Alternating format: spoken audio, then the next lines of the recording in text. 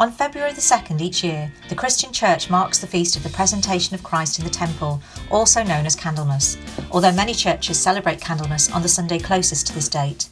In the church year, the season of celebration that begins at Christmas actually ends with the Feast of the Presentation, Candlemas, and that is the time when lots of churches and cathedrals like ours will turn off or take down their star in the tower.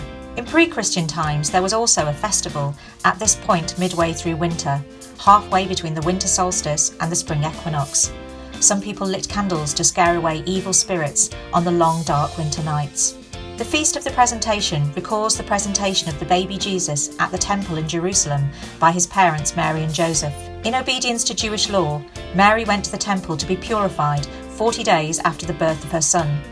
And as it was also the law that every firstborn male was designated as holy to the Lord, Mary and Joseph also took Jesus to be presented to God, along with the sacrifice of a pair of doves or 2 young pigeons. You can read the passage in Luke's Gospel, chapter 2, verses 22 to 38.